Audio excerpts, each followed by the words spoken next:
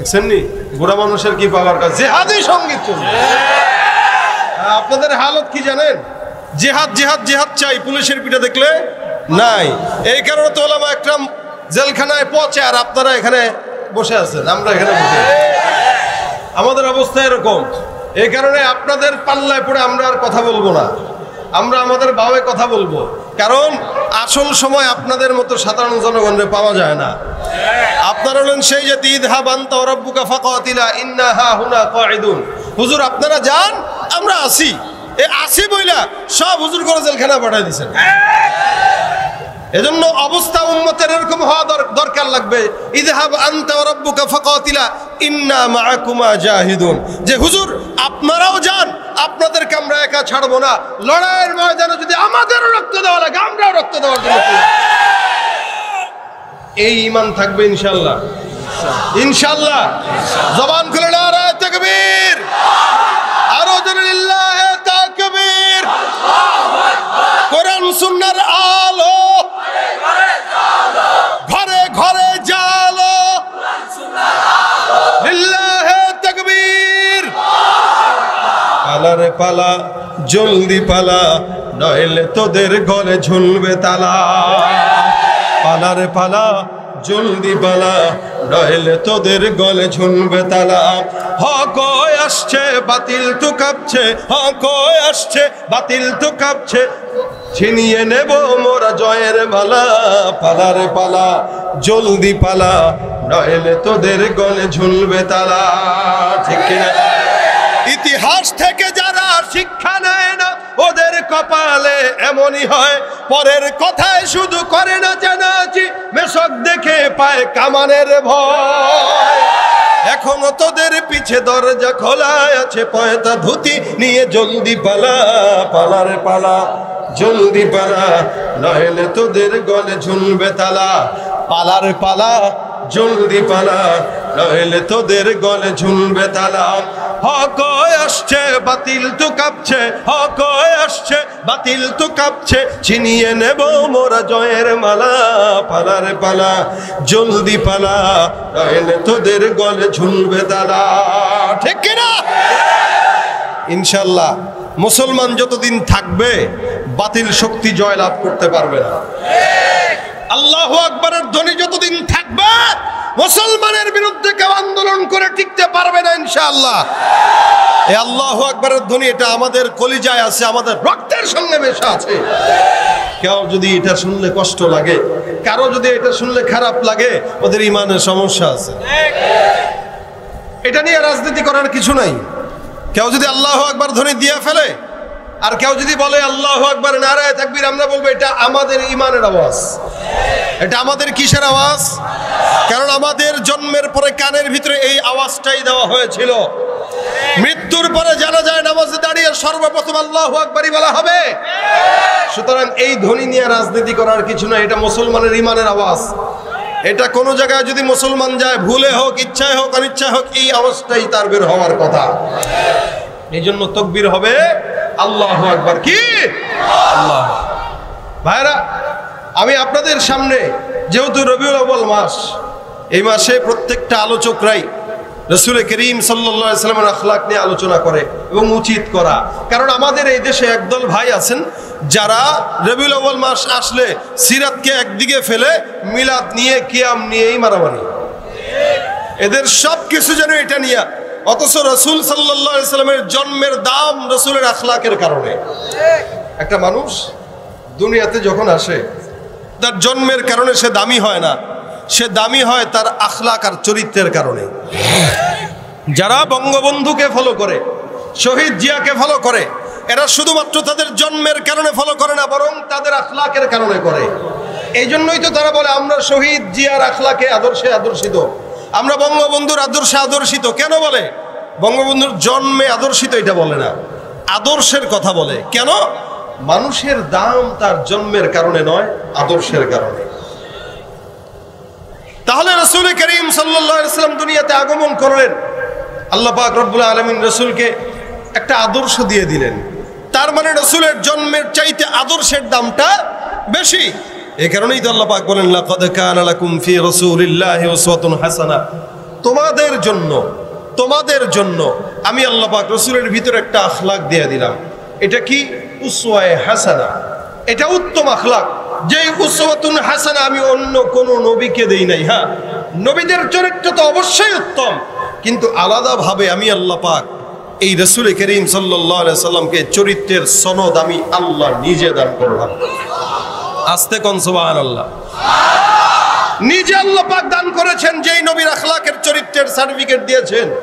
ওই নবীকে যদি কেউ কোনো কিছু গালি দিতে চায়, অথবা ওই নবীকে যদি কেউ একটু বিন্দু পরিমাণ আঙ্গুল বাঁকা করে কথা বলতে চায়, ও মুসলমানের ঘরের সন্তান হতে পারে কিন্তু মুসলমান নয়।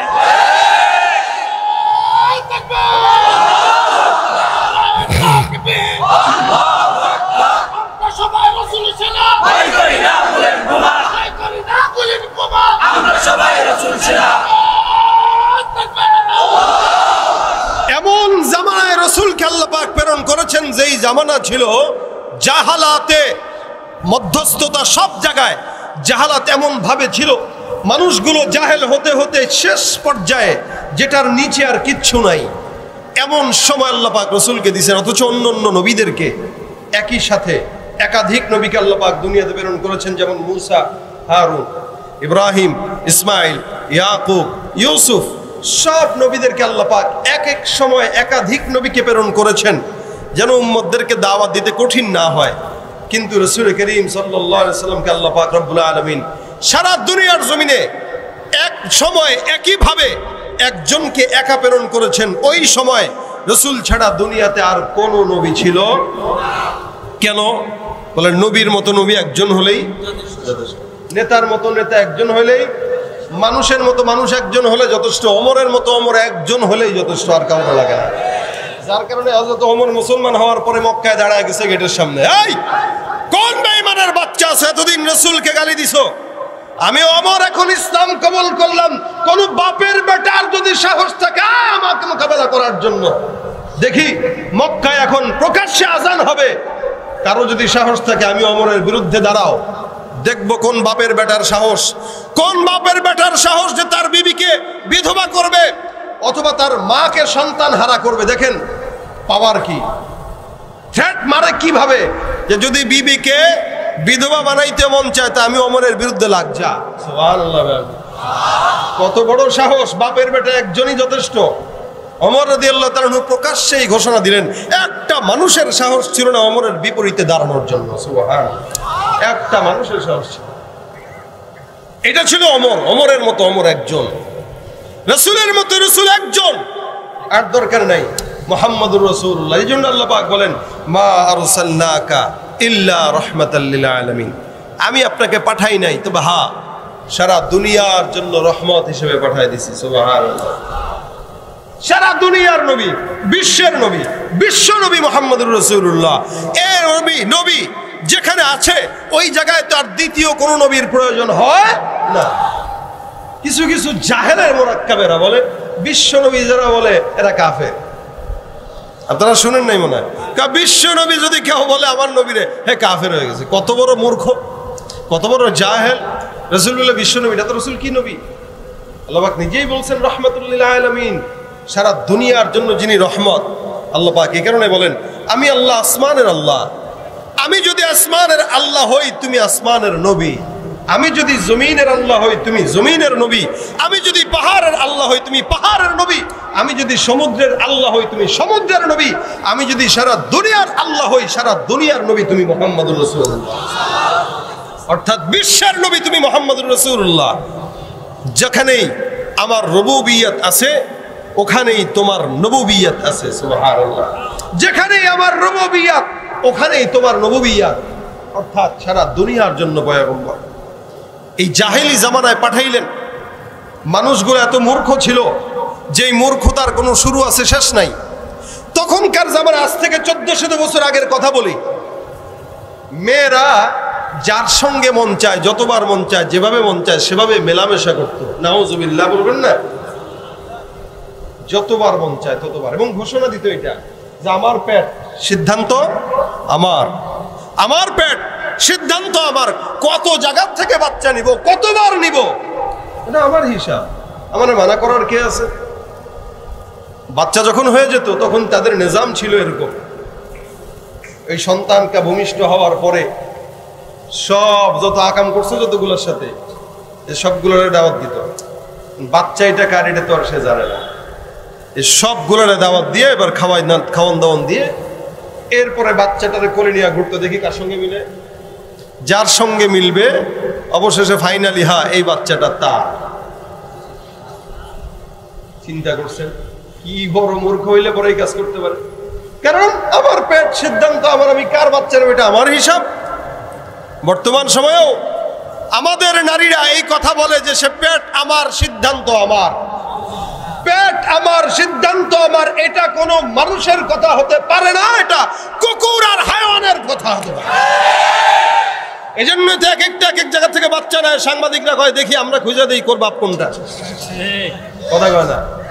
আরে এরা ওয়াজই বুঝে না, জোরে বলেন ঠিক কিনা? আপনারা মনে হয় মিডিয়া দেখেন না, কারণ আমরা অনেক বুজুর্গ মানুষ, আমরা ইউটিউব চালাই না, আমরা ওই নায়িকাটাকে চিনি না, আমরা হিরো আলম চিনি না, আমরা সুপারস্টারদেরকেও চিনি না। না, এরা বলে পেট আমাদের সিদ্ধান্ত আমাদের। আবার কেউ কেউ তো রাস্তায় দাঁড়ায় ব্লাউজ ছাড়াই আমরা আমাদের স্বাধীনতা আছে, আমাদের দাদি পড়েছে, তাই? আরে ভাই তোরে মানা করছে কে ব্লাউজ ছাড়া? তুই শাড়ি পরিস না, যা। তোরে মানা করছে কেমনে আসতে? আমরা কি বলেছি কোনোদিন যে তোমরা এটা পড়তে পারবে না, এটা পড়তে পারবে না? আমরা বলি কি তোমরা পর্দায় থাকো। কি বলি আমরা? তোমরা পর্দায় থাকো। আমি গলা ভেঙে ফেলতেছি, এদের কোনো মুখ দিয়ে আওয়াজ নাই। আমরা কোনোদিন বলেছি যে এই ব্লাউজ পরো না, ওইটা পরো না, এটা পরো না? আমরা বলি কেউ? আমাদের কথা হলো ভাই যা করো পর্দার ভিতরে থেকে করো। আন্দোলন করার মানেটা কি? আন্দোলন করা বুঝাইলো যে আমি যে ব্লাউজ ছাড়া একটা ড্রেস পরছি আমার দেখ না কেমন দেখায়। ও রাস্তায় নামার পরে মানে কেউ ওর চেহারার দিকে তাকায় নাই, এই কারণে সে মানুষের দৃষ্টি আকর্ষণ করতে যায়, সাংবাদিকদেরকে সামনে আনছে। আর আমাদের দেশের সাংবাদিকরা মাশাআল্লাহ এগুলা পাইলে আলহামদুলিল্লাহ কিচ্ছু লাগে না। দেখেন না এই যে যত মিডিয়া আসছে, এরাও তো 1 ঘন্টা বয়ান করবো, ইসলাহি বয়ান যেগুলো এগুলো দিবে না, দিবে কোনটা হুঙ্কার দিছে এটা। কারণ তার তো ধান্দা দরকার, এর ধান্দা দরকার, টাকা কামানো দরকার। যদি কারো এই ইউটিউবারদের কারণে যদি কোনো আলেমে দিনরা জেলখানায় যায়, আল্লাহর কসম কিয়ামতের ময়দানে সবার আগে এরা ফাঁসির কাষ্ঠে ঝুলবে।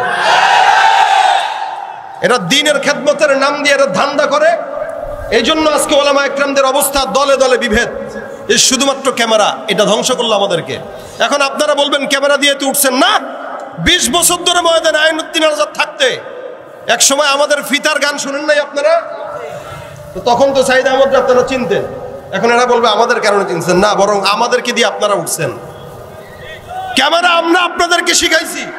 2009 সালে 8 সালে আমরা সর্বপ্রথম ইউটিউবে গজল ভিডিও করে দিছি। তার মানে এই ক্যামেরা যতক্ষণ এরা চিনতই না ক্যামেরা কি, তখন আমরা দিছি। ওই কথা অন্য জায়গায় বললেন, আমাদের কাছে অন্তত বললেন না। এজন্য দয়া করে আল্লাহর রাস্তে 1 ঘন্টা আলোচনায় যেই সমস্ত কথা বললে প্রশাসনের নজর যায়, ওই সমস্ত কথা কোনো আলেমে দ্বীনের ব্যাপারে ইউটিউবে ছাড়বেন না। যেই সকল কথা বললে দলে দলে বিভক্ত হয়, এই সকল কথা কোনোদিন ফেসবুকে ইউটিউবে আপনার ধান্দার জন্য দিয়েন না। ধরা খাবেন আখেরাতে, আল্লাহর কাছে বিচার দিয়ে রাখলাম। কারণ এই বর্তমান সময়ে যত অবস্থা খারাপ হয়, দলে দলে বিভক্তি, পদে পদে বিভক্তি, আলেমে আলেমে বিভক্তি, সব মিডিয়ার কারণে, এছাড়া অন্য কোনো কারণে না। ইল্লা মাশাআল্লাহ, আমি সবাইকে বলতেছি না, কিছু কিছু মিডিয়া আছে যারা ভালো, এগুলো দেখে শুনে চলে, কিন্তু অধিকাংশই এই কাজগুলো করে। এতগুলো মাইক দেখলে এখন আমাদের বিরক্ত লাগে, শুধুমাত্র এদের ব্যবহারের কারণে। তা আমাদের দেশের মিডিয়াগুলো ভালো জিনিস প্রচার করে না, খারাপ জিনিস প্রচার করে। আপনাদেরকে বলি, যেহেতু আপনারা ওয়াজ মাহফিলে ভিডিও করেন, আপনারা অন্তত এমন জিনিস প্রচার করবেন যেটার মাধ্যমে মানুষের ইসলাহ হয়, যেটার মাধ্যমে দ্বীনের ফায়দা হয়, ঠিক না? একটু বললাম আর কি মাস্তানে, এটা বলা দরকার, না বললে এরা ঠিক বুঝে না। এমন থাম্বনেল দিয়ে দিছে। আরে আমি গত বছর আমার মসজিদে বয়ান করছি, যে কোনো এক নায়িকা কথা আমি নাম উল্লেখ করি নাই, কিছুই না। এই যে আজকে যেমন আমি কি কারো নাম উল্লেখ করতেছি, কিন্তু আপনারা বুঝতেছেন না। তাহলে ইশারা দিলেই তো যথেষ্ট। সুন্দর করে আমার থাম্বনেলের পাশে নায়িকার ছবি দিয়ে দিছে, তাও ব্লাউজ নাই, এরকম অবস্থা। এবার আমার মসজিদে কি সব মুসল্লি ভালো থাকে? কিছু গ্রুপ আছে না, এই গ্রুপরা আমার ছবি দিয়া এইটারে এটারে লেমনেটিং করে বাড়ি করছে, আবার কি মজা পাইছে দেখছেন। এলাকায় প্রচার করে বলতেছে, দেখছেন আমগো খতিব সাহেবের লগে কার ছবি, বুঝছেন তো, ঢাকায় পড়াই তো আমগো খতিব সাহেবের লগে কার ছবি দেখছেন, হ্যাঁ এর লগে এর পিছনে নামাজ হইব নি। আমি পরের জুমায় আবার এদেরকেও দিছি একটু বাস, যে নামাজ যদি না হয় অন্য জায়গায় নামাজ পড়া, আমার কিছু খরচ কেন, ওইটা তো আমি করি নাই, করছে তো ইউটিউবাররা। কেন থাম্বনেলের ভিতরে কেন একটা মেয়ের সাথে আমার ছবি দেওয়া লাগবে, কেন দেওয়া লাগবে, এটা কি জায়েজ হয়? বাস এদের ব্যবসা দরকার, এই কারণে দেওয়া লাগছে। এত ওয়াজ করতে হাফিজুর রহমান ভাই আজকে আসবেন, উনি ওয়াজ করবেন, স্বাভাবিকভাবে দুই একটা চরমনার পাগল থাকে, উনি যে বয়ানগুলো করে এগুলো লাভ দেয় না। এত কিছু থাকার পরে কেন লাফালাফিটা দেখাইতে হবে? এটার দ্বারা কি ইসলামের উপকার হয়? বরং আর হচ্ছে তরিকার বদনাম হয়, যে চরমনাই মানে হলো লাফালাফি, কি ঠিক না? আসলে কি আমাদের নামে আমি সব যে চরমনার ময়দানে ওয়াজ করে, উনি কি কোনোদিন বলছে এই বাবারে তোমরা লাফাও লাফাও বলছে? তারপরে লাফান কেন? এই যে লাফায় এটা তার অবস্থা, এটা ইউটিউবে দেওয়া দরকার কি? এটার দ্বারা ফায়দাটা কি? তার মানে এটার দ্বারা তরিকার বদনাম, ঠিক না? এই জন্য এগুলো বুঝবেন। মিডিয়া চালান, আমাদের ওয়াজ ভিডিও করেন, খান, আপনাদের 2 টাকা আসে, আপনারা সংসার চালান, আমরা মানা করি না, কিন্তু আমাদেরকে ডুবায়া কেন? যেহেতু আমাদেরকে ডুবায় না, বরং আমাদেরকে বাঁচায় তারপরে ইনকাম করেন, দিনকে বাঁচায় ইনকাম করেন, কোনো নিষেধ নাই। আল্লাহ আপনাদেরকে একটু বুঝদান করুক, হেদায়েত দান করুক, বলেন আমিন। কথা যেদিকে যাক, লাইনটা মনে রাখেন। আমাদের এই দেশে যারা ব্লাউজ ছাড়া শাড়ি পরার স্লোগান দেয়, বুঝতে হবে তারা আবু জাহেল উতবা সাহেবের এলাকার লোক, কোনো না কোনো ভাবে তার বাপ দাদারা তাদের বংশধর। নাম কাওয়াস্তে মুসলমান বলা চলে, কিন্তু খাঁটি মুসলমান নয়। এরা নামাজ নাই, রোজা নাই, হজ নাই, যাকাত নাই, ঈমান নাই, আমল নাই, কিচ্ছু নাই, কিন্তু বলে নিজেদেরকে মুসলমান, দাবির নাম মুসলমান না, ঠিক কিনা জোরে বলে। তুমি রমজান এলে রাখো না রোজা, দিনকে করো আঘাত, পয়সা করির নেই তো অভাব, দাও না তো যাকাত। তুমি ইমানদারির বড়াই করো, নেই তোমার ঈমান, ইমানদারির বড়াই করো, নেই তোমার ঈমান। তুমি কেমন মুসলমান, তুমি কেমন মুসলমান, নামাজের সাথে নাই পরিচয়, মানো না কোরআন, নামাজের সাথে নাই পরিচয়, মানো না কোরআন। তুমি কেমন মুসলমান, ঠিক কিনা? নবীর উম্মত দাবি করো, সুন্নাহ মানো না, নবীর অপমানে তোমার হৃদয় কাঁদে না, বিজাতীয় সংস্কৃতিতে সপেছ পরাণ। কেমন মুসলমান তুমি, কেমন মুসলমান, কেমন মুসলমান তুমি, কেমন মুসলমান, ঠিক কিনা? মুসলমান দাবির নাম না, কাজের নাম। জোরে বলেন কিসের নাম? তখনকার জামানায় একজন নারী বলতো, আমার গর্ভের সন্তান আমি কার থেকে নিব, এটা সিদ্ধান্ত আমার। এখনকার জামানায় এমন কোন নারী আছে যারা এই কথাটা বলে, তার মানে বোঝা গেল আইয়ামে জাহিলিয়াত বর্তমানে চলে আসছে।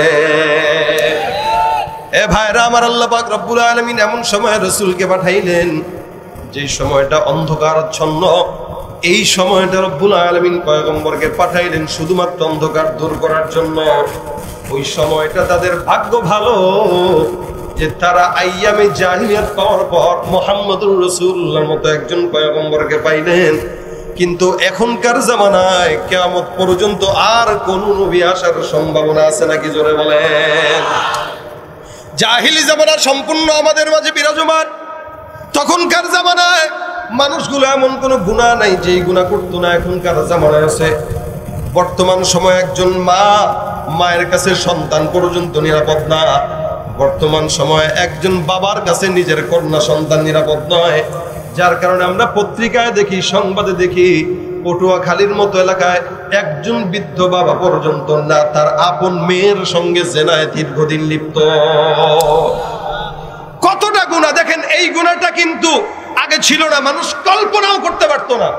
কিন্তু হওয়ার পরে যখন মিডিয়ায় আসলো, তার মানে মানুষ চিন্তা করছে এই গুনাহটাও করা যায়। এখন যারা আগে করে নাই, এই সমস্ত কিছু গুনাহগাররা এই গুনাহ এখন করা শুরু করবে। এবং বর্তমান সময় গত বছর দেখলাম আইয়ামে জাহিলিয়াতের জামানায় কন্যা সন্তান জন্ম নেওয়ার পর জীবন্ত কবর দেয়া দিত। গত বছর ইন্ডিয়ার একটা ঘটনা দেখলাম, একটা এলাকার ভিতরে কন্যা সন্তান জন্ম নেওয়ার পরে আপন দাদি কন্যা সন্তানকে জীবিত কবর দিয়ে দিছে। বলেন তো কোন জায়গায় আছি আমরা? সমাজটা এমন একটা নোংরা সমাজ। রাসূল করিম সাল্লাল্লাহু আলাইহি ওয়াসাল্লামের কথা অনুযায়ী বর্তমান জামানাটাকে বলা হয় আখিরি জামানা। যেই জামানায় আল্লাহ রাসূল বলেন ঈমানদার যারা হবে, এই সকল ঈমানদারেরা তাদের ঈমান বাঁচানোর জন্য রাখালের মতো করে ছাগল নিয়ে পাহাড়ের চূড়ায় চলে যাবে। বর্তমান জামানা সেই জামানা চলে আসছে। আল্লাহ রাসূল সাল্লাল্লাহু আলাইহি ওয়াসাল্লাম যে জামানার কথা বললেন, ওই জামানার অবস্থা এমন হবে, মানুষগুলো ঈমানটাকে নিজের ভিতরে রাখা কতটা কষ্ট হবে জানো? আল্লাহ রাসূল বলেন ঈমানটা রাখা এত কষ্ট, হাতের ভিতরে আগুন, গরম আগুনের অঙ্গার রাখা যতটা কষ্ট, তার চাইতেও ঈমান টিকায় রাখা কষ্ট। এই সময়টা আল্লাহ পাক রব্বুল আলামিন আমাদেরকে দিলেন। সমস্ত দুনিয়ার জমিনে পয়গম্বরকে আল্লাহ পাক রব্বুল আলামিন আখলাকটাকে উত্তম ভাবে দান করে দিলেন। কারণ আল্লাহ পাক জানেন শেষ জামানায় পয়গম্বর নবী আসবে না, এই উম্মতরা কি জিনিস নিয়ে দুনিয়ার জমিন থেকে বিদায় হবে।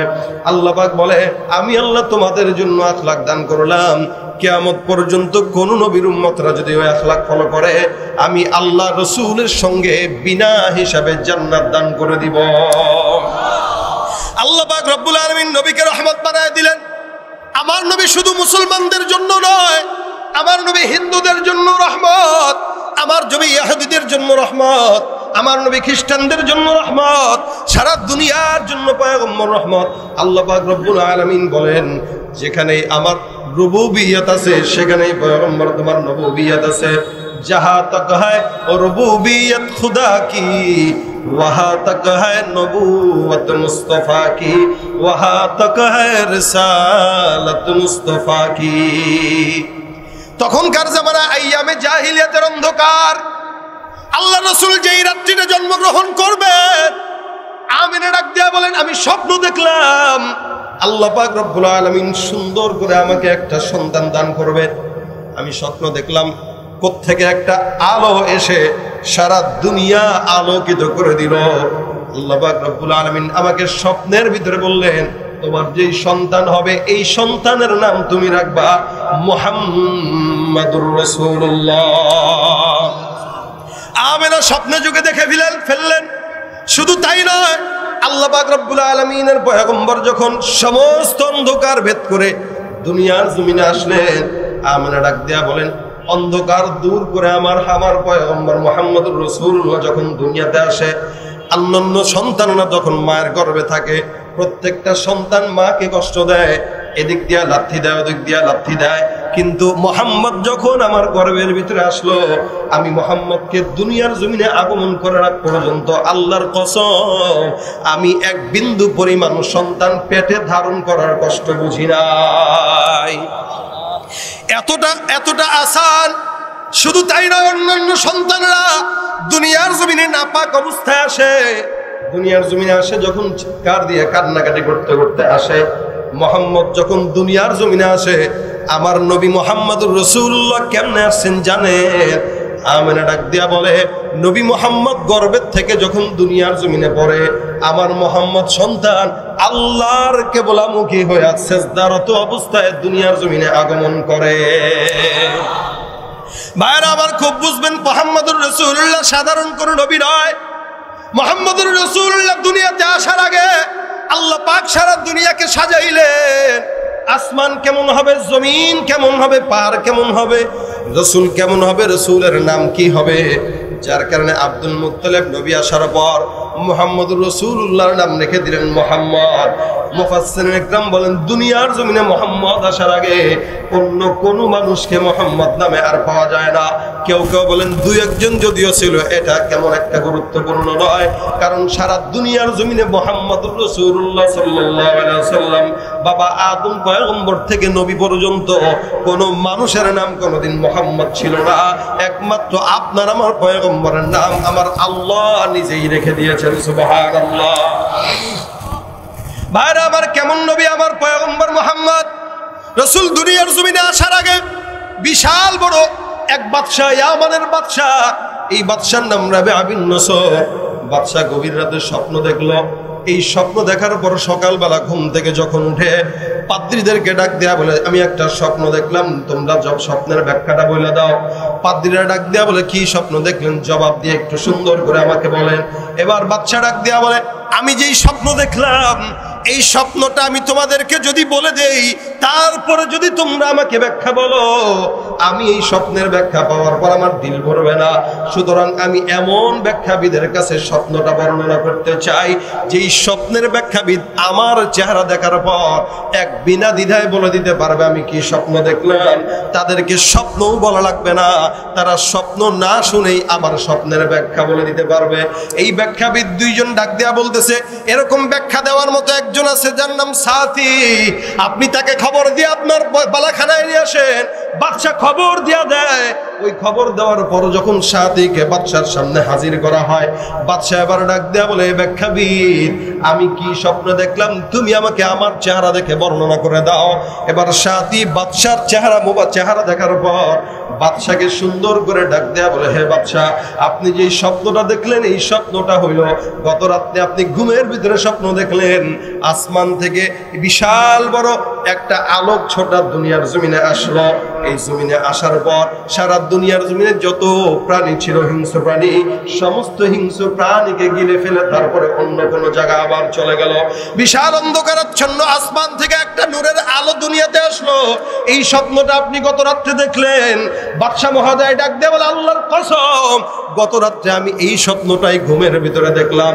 নিঃসন্দেহে তুমি যে আমাকে বর্ণনা করা ছাড়া স্বপ্ন বললা, তার মানে এই স্বপ্নের ব্যাখ্যাটা তুমি ছাড়া অন্য কেউ বর্ণনা করতে পারবে না। সুতরাং আমাকে তোমার স্বপ্নের ব্যাখ্যাটা বর্ণনা করে শোনায় দাও। এবার পাদ্রী ডাক দেয়া বলে, আপনার ব্যাখ্যাটা আমি সুন্দর করে বর্ণনা করি। আজ থেকে কিছুদিন পর ইয়ামানবাসীরা, আবিসিনিয়াবাসীরা আপনার ইয়ামান দেশটাকে যুদ্ধ করে দখল করে তাদের আন্ডারে নিয়ে যাবে। বাদশার মেজাজ খারাপ হয়ে গেল, এটা আবার কেমন ব্যাখ্যা? পাদ্রী ডাক দেয়া বলে, আল্লাহর কসম এই ব্যাখ্যায় কোনো ভুল নেই। অচিরেই আবিসিনিয়াবাসী আপনার ইয়ামান দেশটাকে দখল করে তারা রাজত্ব করবে। বলে এটা কয়দিন পরে হবে? বলে 70 বছর পর এই ব্যাখ্যাটা হবে। বাদশা বলে, তখন তো আমি থাকবো না। বলে হ্যাঁ, তারপরে কি হবে? এমন একজন বাদশা আসবে যেই বাদশাটা ওই তাদের থেকে ক্ষমতাটা ছিনায় নিয়ে তারপরে চলে যাবে। তারপরে কি হবে? বলে তারপরে আরেকজন বাদশা আসবে যেই বাদশাটা কোনো জিনিস ছিনায় নেওয়ার দরকার নাই। আল্লাহ পাক রব্বুল আলামিনের তরফ থেকে পূত পবিত্র বাদশা মুহাম্মদুর রাসূলুল্লাহ সাল্লাল্লাহু আলাইহি ওয়াসাল্লাম নামে একজন বাদশা আসবে। বলে তার রাজত্ব কতদিন টিকবে? এবার পাদ্রী ডাক দিয়া বলে, দুনিয়ার জমিনের উপরের মানুষ আর দুনিয়ার জমিনের নিচের মানুষ যতদিন একত্রিত না হবে ততদিন পর্যন্ত ওই বাদশার রাজত্ব দুনিয়ার জমিনে টিকবে। অর্থাৎ কিয়ামত পর্যন্ত মুহাম্মদুর রাসূলুল্লাহর বাদশাহী টিকবে। সুবহানাল্লাহ। ১৫০০ বছর চলে গেলে এখনো পর্যন্ত ইসলাম আছে না নাই? রাজত্ব আছে না নাই? এই শুধু ইসলাম এখনো কেন, কিয়ামত পর্যন্ত যতদিন উম্মত মুহাম্মাদি থাকবে আল্লাহ পাক রব্বুল আলামিনের এই দুনিয়ায় ইসলাম টিকে থাকবে। এ মুসলমান সব কিছু থাকবে না থাক, এই আল্লাহর জমিনে রাসূলের আখলাক টিকে থাকবে কিয়ামত পর্যন্ত, কোনো সন্দেহ নাই। এ ভাইরা আমার, খুব বুঝবেন, আল্লাহ পাক রব্বুল আলামিনের হাবিব দুনিয়াতে আসার আগে আল্লাহ পাক সব বান্দাকে জানায় দেয় রাসূল করিম আসলে যেন পয়গম্বরের কোনোদিন কষ্ট না হয়। আল্লাহ রাসূল সাল্লাল্লাহু আলাইহি ওয়াসাল্লাম দুনিয়াতে আগমন করলেন। আব্দুল মুত্তালিব সুন্দর করে সবকিছু রেডি করলেন, ভোজ সবার আয়োজন করলেন, খাবার দাবার খাওয়ায় দিলেন। মানুষগুলো খুশি, কারণ মুহাম্মদুর রাসূলুল্লাহর মতো বাচ্চা দুনিয়ার জমিনে আর কেউ দেখে নাই। দুধমা হালিমাতুস সাদিয়া ডাক দিয়া বলেন, আমার এই বাচ্চাটা আমি দুধের বাচ্চা খাওয়ার জন্য যখন মক্কার জমিনে রওনা হয়ে গেলাম, আল্লাহর হাবিব সাল্লাল্লাহু আলাইহি ওয়াসাল্লাম দুনিয়াতে আসলেন। আরবের জামানার মানুষগুলোর নিয়ম ছিল বাচ্চারা জন্মগ্রহণ করার পর দুধ খাওয়ানোর জন্য দাই মাদেরকে ভাড়া করে নিয়ে আসতো। হালিমাতুস সাদিয়া বনু সাদ গোত্র থেকে মক্কার জমিনে রওনা হয়ে গেল একটা দুর্বল গাধী নিয়া আর একটা উট নিয়া। যার উটগুলোও দুর্বল, হালিমাতুস সাদিয়াও দুর্বল। হালিমাতুস সাদিয়ার বুকে একটা সন্তান আব্দুল্লাহ নামক একজন সন্তান, যে নিজেও দুধ পায় না। হালিমা সাদিয়া মক্কায় ঘুরতেছে, কোনো সন্তান নাই। আব্দুল মুত্তালিব মুহাম্মদকে দেওয়ার মতো কোনো মা পায় না। সব জায়গায় সব মহিলারা যার যার মতো করে সন্তান নেওয়া শেষ। মুহাম্মদুর রাসূলুল্লাহ সাল্লাল্লাহু আলাইহি ওয়াসাল্লামকে ঘরের ভিতরে শোয়ানো, একজনও নেয় না। কারণ কি? বলে বাচ্চা মুহাম্মদের পিতা নাই, এতিম বাচ্চাকে যদি নেওয়া হয় এই বাচ্চার থেকে কোনো আশা করা যায় না। কারণ টাকা দিবে কি, খাওয়াবে কি, পড়াবে কি, যার কারণে মুহাম্মদুর রাসূলুল্লাহকে দেওয়ার মধ্যে কোনো মহিলা পাওয়া যায় না। আরে মূলত কথা হলো এইটা। আব্দুল মুত্তালিব বলে আল্লাহর কসম, যদি আমার এই ঘরের ভিতরে আসার পর মুহাম্মদুর রাসূলুল্লাহর চেহারাটা একবার কোনো মহিলা দেখতো, আল্লাহর কসম মুহাম্মদের চেহারা দেখে পাগল হয়ে মুহাম্মদকে সে নিয়ে নিত। কিন্তু মুহাম্মদকে সে দেখে নাই, যার কারণে কেউ নেয় নাই। হালিমাতুস সাদিয়ার সঙ্গে আব্দুল মুত্তালিবের সাক্ষাৎ। আব্দুল মুত্তালিব ডাক দিয়া বলে তুমি আমার ঘরে চলো। যখন হালিমাতুস সাদিয়াকে ঘরে নিয়ে গেলেন, হালিমাতুস সাদিয়া ঘরে যাওয়ার পর মুহাম্মদুর রাসূলুল্লাহকে যখন দু চোখে দেখলেন, হালিমাতুস সাদিয়া বলে আল্লাহর কসম, এই ঘরটাতে ঢোকার সঙ্গে সঙ্গে আমি কেমন যেন টের পাইলাম চতুর্দিক থেকে কেমন যেন জান্নাতের মেশক আম্বরের গন্ধ আসে। এটা আর কারো ঘ্রাণ না, আমার পয়গম্বরের গায়ের ঘ্রাণ, আল্লাহর নবীর গায়ের ঘ্রাণ, জান্নাতি ঘ্রাণ আল্লাহ পাক রব্বুল আলামিন পয়গম্বরের শরীরের ভিতরে দিলেন। কারণ কি? আল্লাহর নবীর সাহাবীরা বলেন পয়গম্বর এমন নবী, রাসূল করিম সাল্লাল্লাহু আলাইহি ওয়াসাল্লাম যখন ঘামাইতেন আমরা সাহাবায়ে কেরামরা পয়গম্বরের ঘামটাকে আমি আতর মনে করে গায়ের ভিতরে লাগায় দিতাম। রাসূল করিম সাল্লাল্লাহু আলাইহি ওয়াসাল্লামের ঘাম। এই জন্য তো এক ইহুদি ব্যক্তি পারস্যের বাদশার সামনে যায় ডাক দিয়া বলেন আপনি চিনেন কাদের বিরুদ্ধে লড়াই করবেন? বলে মুহাম্মদের বিরুদ্ধে। বলে কোশ্চিন কালেও সাহস করেন না কেন? বলে মুহাম্মদের উম্মতরা কত পাগল জানেন নাকি? বলে কেমন পাগল? এরা মুহাম্মদের জন্য কত পাগল। মুহাম্মদ যদি প্রস্রাব পায়খানা করে, মুহাম্মদের প্রস্রাব পায়খানা খাওয়ার জন্য তারা পাগল হয়ে যায়। মুহাম্মদ যদি কোনো জায়গায় আঘাতপ্রাপ্ত হয়, মুহাম্মদের রক্ত বের হইলেও সেটা খাওয়ার জন্য সাহাবায়ে কেরাম পাগল হয়ে যায়। আপনি তাদেরকে চিনেন না, তারা এত পাগল। মুহাম্মদ যখন ঘামায়, মুহাম্মদের ঘামটাকে তারা আতর বানায় নেয়। মুহাম্মদ যখন ওযু করে, মুহাম্মদের ওযুর পানিকে তারা সুন্দর করে শেফা হিসেবে গায়ের ভিতরে লাগায় দেয়। আপনি তাদেরকে চিনেন না। যেই জাতি মুহাম্মদের থুতু খাওয়ার জন্য পাগল, যেই জাতি মুহাম্মদের রক্ত খাওয়ার জন্য পাগল, ওই জাতিকে আপনি কোনোদিন যুদ্ধ করে শেষ করতে পারবেন না। ওই জাতি মুহাম্মদের জন্য জান দিতে তৈয়ার, মাগার তাদের ঈমান দিতে কোনোদিন তৈয়ার হবে না। ঠিক কিনা জোরে কোন? কি হবে শেষ নবীজির উম্মত বলে দাবি করে যদি ওই নবীর চেয়ার কাদিয়ানীরা দখল করে। নবীজির জন্য যদি রক্তের বহে নদী, নবীজির জন্য যদি রক্তের বহে নদী, তবুও হটব না এই দাবি থেকে। কি হবে বেঁচে থেকে অযথা বিদ্যা শিখে যদি না করতে পারি শোষণবিহীন সমাজটাকে? ভাইরা আবার খুব বুঝবেন, মুহাম্মদুর রাসূলুল্লাহ সাল্লাল্লাহু আলাইহি ওয়াসাল্লামকে দুধমা হালিমাতুস সাদিয়া দুধ খাওয়াইতে নিয়ে গেলেন। 2 বছর হয়ে গেল। পয়গম্বর আরবি সাল্লাল্লাহু আলাইহি ওয়াসাল্লাম 2 বছর হওয়ার পর হালিমাতুস সাদিয়া চিন্তা করলেন আমি আবার আমিনার কাছে ফেরত দিয়ে আসি। আমিনার কাছে ফেরত নিয়ে গেলেন। মক্কার জমিনে তখন মহামারী চলে। আমিনা ডাক দিয়া বলে যেহেতু মহামারী চলতেছে তাহলে তুমি তোমার কাছে রেখে দাও। হালিমাতুস সাদিয়া মহা খুশি আবার নিয়ে গেল। 4 বছর হয়ে গেল। আল্লাহর নবী বলেন আরে আমাকে আল্লাহ পাক কত পুত পবিত্র বানাইছে জানো? আল্লাহ পাক রব্বুল আলামিন প্রত্যেকটা মানুষের কাছে একটা করে শয়তান তো আছে। আমি নবীর কাছে যেই শয়তান দিয়েছিলেন এই শয়তানটা পর্যন্ত মুসলমান হয়ে গেছে। সুবহানাল্লাহ। আল্লাহর নবী বলেন 2-4 বছর পর সেনা চাক হয়ে গেল। মরুভূমির ভিতরে চলে গেলেন আব্দুল্লাহর সঙ্গে খেলাধুলা করার জন্য। রাসূল করিম বসা, আব্দুল্লাহ ঘুমানো। আল্লাহর নবী বলেন 2 জন লোক দেখলাম দূর থেকে হেঁটে হেঁটে আমার সামনে আসতেছে। আসার পরে এরা 2 জন আমাকে শোয়াইলো। একজনের হাতের ভিতরে স্বর্ণের একটা পাতিল আর কিছু বরফের টুকরা, বরফ এই স্বর্ণের বাটির থেকে বরফ দিয়া তারা আমাকে শোয়াইলো, শোয়ার পরে বুকের মাঝখানে ফারলো, যেটাকে সিনা ছেদ বলা হয়। পয়গম্বর বলেন আমাকে বুকের মাঝখান থেকে ফেরে বুকের ভিতর থেকে কলেজাটা বের করলো, কি জানি বের করলো, ওই সোনার দস্তুরিতে সুন্দর করে ধুয়ে পরিচ্ছন্ন করে আবার আমার বুকের ভিতরে ঢোকায় দিল। একজন আরেকজনকে ফেরেশতারা প্রশ্ন করে, হ্যাঁ এই নবী মুহাম্মদুর রাসূলুল্লাহ, এটাকে তার উম্মতের 10 জন একটা জায়গায় ওজন দাও, আর এই নবী মুহাম্মদকে আরেক জায়গায় ওজন দাও, দেখো কার ওজনের পাল্লা ভারী। ধোয়ানোর পরে সবকিছু পরিচ্ছন্ন করার পরে ওজন দেওয়া হয়। আমার উম্মতদের থেকে 10 জন, আর আমি পয়গম্বরকে এক পাল্লায়। ওই ফেরেশতা একজন আরেকজনকে বলে ওজন কার বেশি? আরেকজন ডাক দেয়া বলে আল্লাহর কসম, এই উম্মতের 10 জনের চাইতেও মুহাম্মদের পাল্লাটার ওজন বেশি। এবার থেকে একটা কাজ করে 100 জনের সঙ্গে ওজন দাও, 100 জনকে এক জায়গায় দিয়া দেয়, আর আমাকে আরেক পাল্লায় দেয়। আমাকে এক পাল্লায় দেওয়ার পর 100 জনকে যখন দেয়, তখন আবার একজন আরেকজনকে প্রশ্ন করে, বলো এখন কার ওজন বেশি?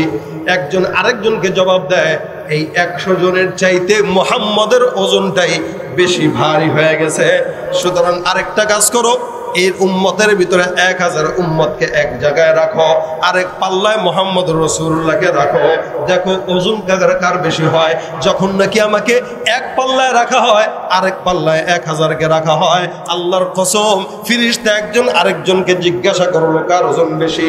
আল্লাহর ফেরেশতারা ডাক দেয়া বলে উম্মতের 1000-এর চাইতে একজন মুহাম্মদের দাম আল্লাহর দরবারে বেশি।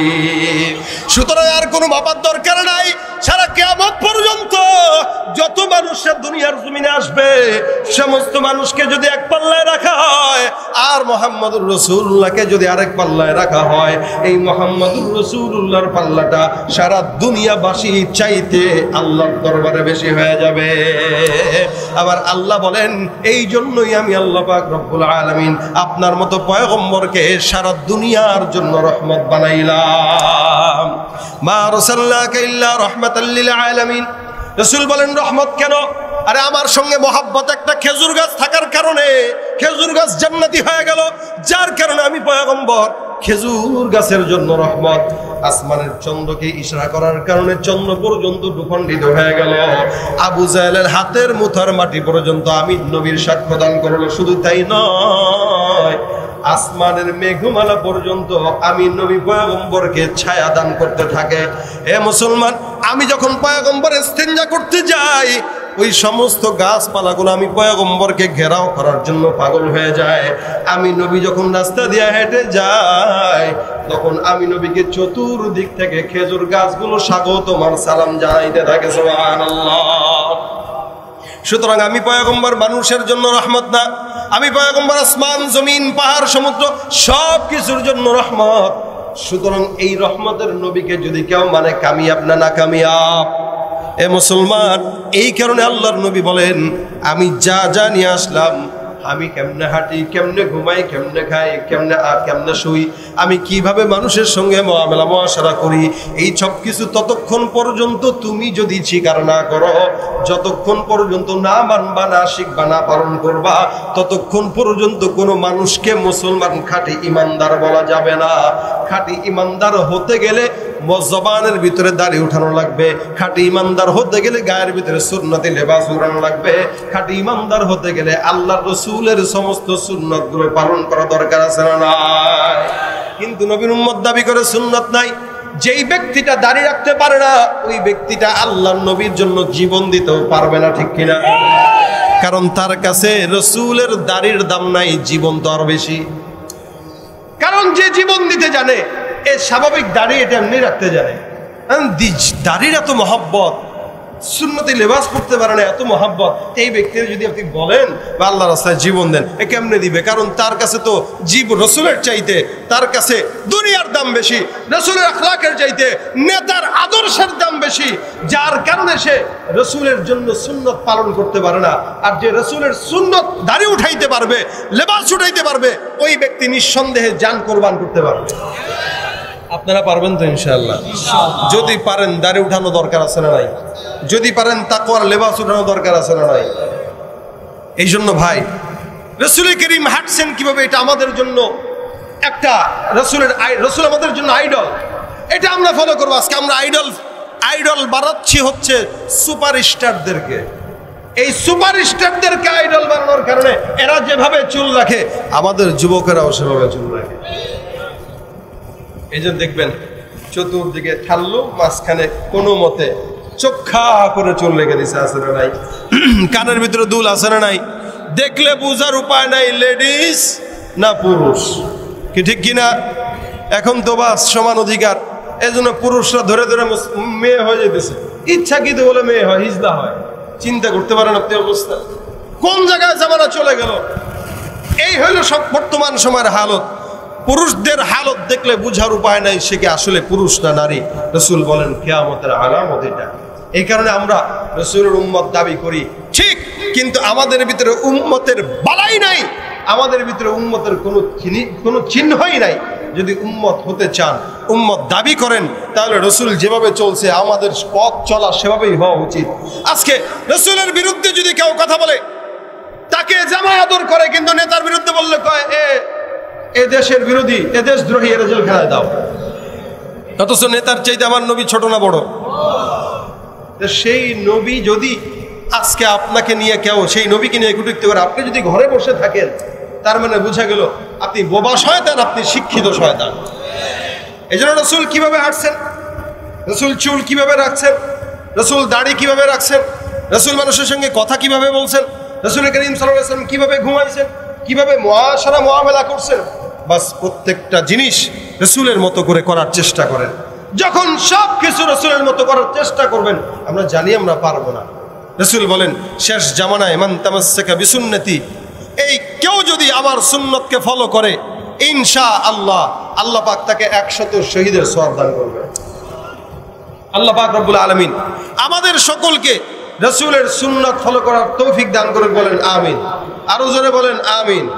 রাসূল আছে যেখানে, জোরে বলেন নবী, বিশ্ব নবী যেখানে, আরো জোরে বিশ্ব নবী যেখানে।